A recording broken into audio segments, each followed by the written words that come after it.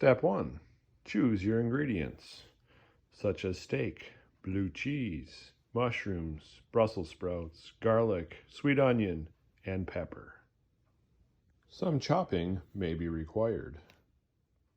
It is also recommended you taste the ingredients for freshness. Mmm.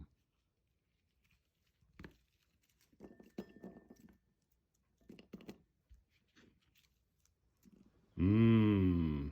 Fresh sliced garlic. Can't you just smell that? Let's go check the fire. It's burning down. Great!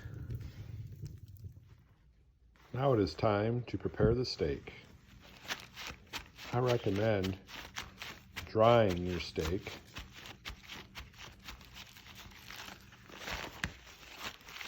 And then season it with your favorite seasonings.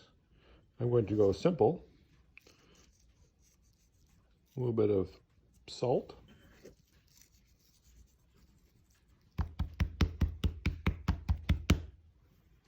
Pat it on nicely.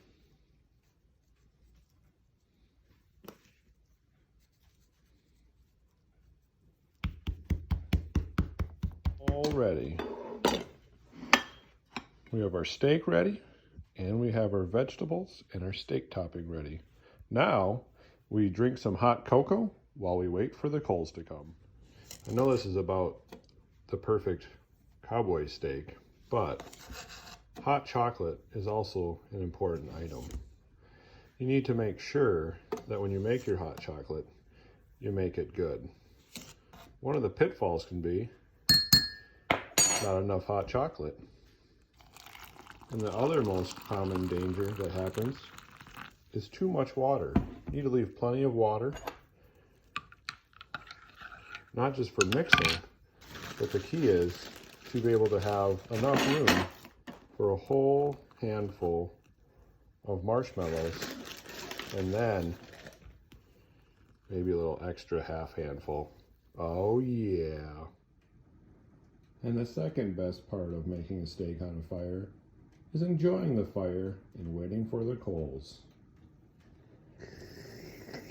Mmm. Well, now that we've had our hot chocolate, which was delicious, and we've had time for the fire to burn down the coals, now is time for us to do the next step, which is get ourselves some Tillman 850 welding gloves, or at least just welding glove in general. The Tillman 850, that's my one of choice. You want to open the door and get your coals situated.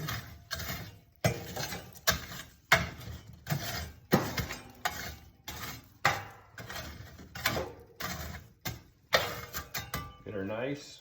The other thing you want to do is make sure it's hot enough to cook something.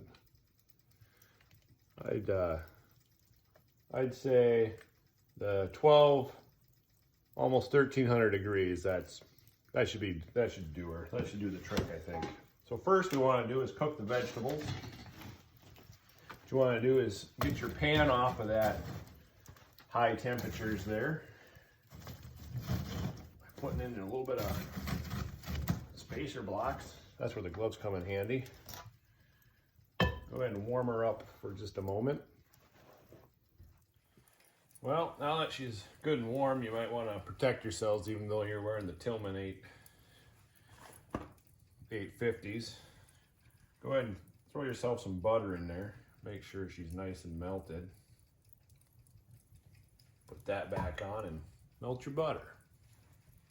Well, now the butter's all melted and good. You want to go ahead and throw in the Brussels sprouts and garlic. Start cooking that up. Make sure that's nice. Let them cook for a little bit because they'll take longer. Now, listen to that sizzle. Just smell them Brussels sprouts and garlic cooking. Be careful, it's real hot in there. All right, now that they've been cooking good, oh, smell that. They're getting right about there. Then you want to add your peppers. Add your onions. All right. Remember, keep wearing them Tillman 850s. Keep yourself from getting burned. And also I need to add at this point, wear some sort of long sleeve protection. Nothing with plastic in it. Something natural, cotton, wool, something that doesn't burn. Preferably wool is my recommendation, along with your welding gloves of choice. Now is a good time to add the mushrooms. It's smelling real good. Go ahead and let that cook down a little. Don't be alarmed if your spacer blocks start on fire. It's all part of the fun. Just another quick listen to the sizzle.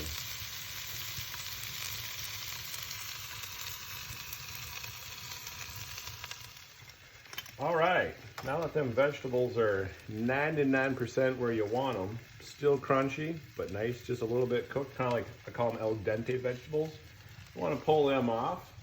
You just go ahead and throw them right up there on top of your stove where it's warm. Kind of finish that, just a little bit of cooking you need, then you can go ahead and get ready for the steak.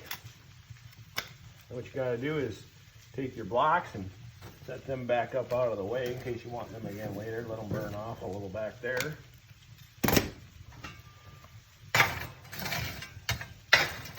Go ahead and do what I like to call a little coal fluffing. Get them fluffed up. Then what you do is you got that steak that's all prepared, nice, salted, peppered.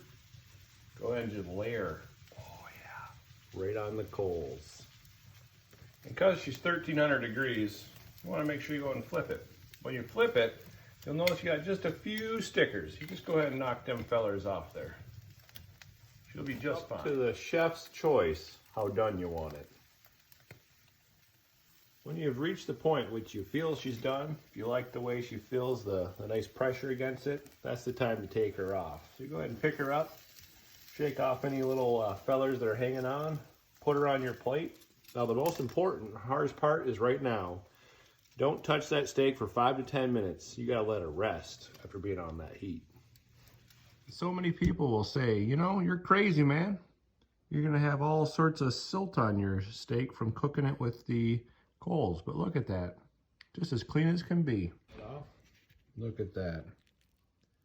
Just beautiful, clear juices.